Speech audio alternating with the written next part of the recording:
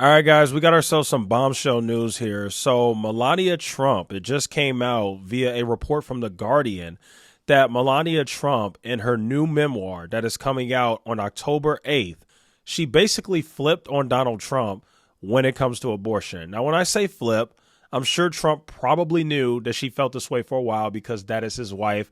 However, in her new book, she chose to publicly come out with her opinions and thoughts on abortion, and it is a completely different opinion than Donald Trump. As a matter of fact, the way she feels about abortion is the exact same way that the Democrats and Kamala Harris feel about abortion as well. That's pretty damning coming from the former president's wife to speak out on this, not directly, but I guess kind of indirectly in her memoir. So let's just go over the entire story. So The Guardian, which is a actually pretty popular publication that is based in the UK, somehow obtained a copy of Melania Trump's new memoir that is set to be released on October 8th. It is called Melania.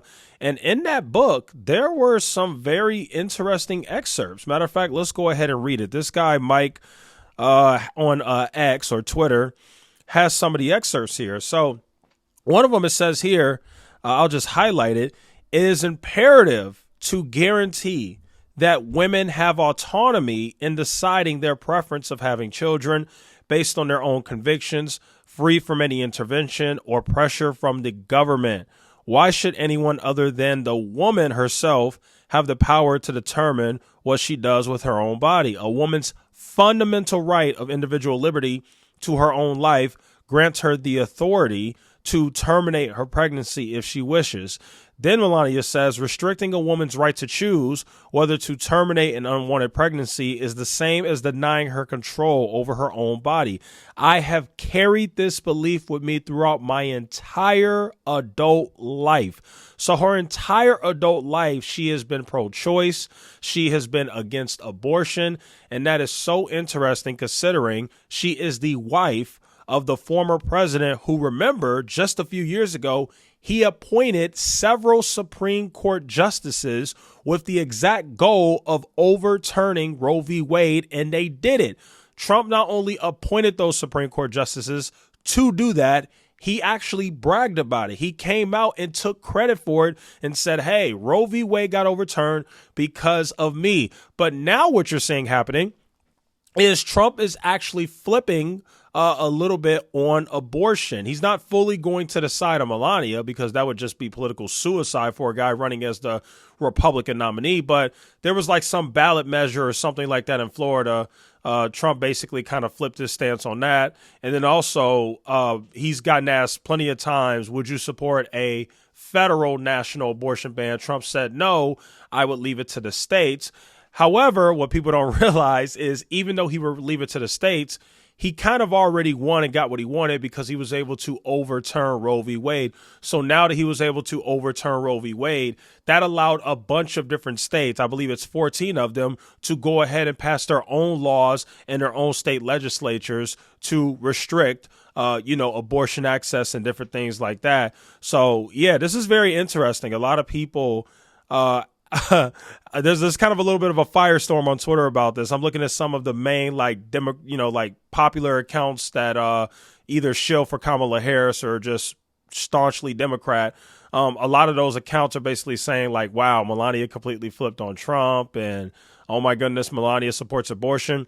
And I think that speaks to a deeper thing in the United States, because if you look at the statistics, typically, for the most part of the United States, most women ages 18 to 49 overwhelmingly support abortion. They are overwhelmingly pro-choice.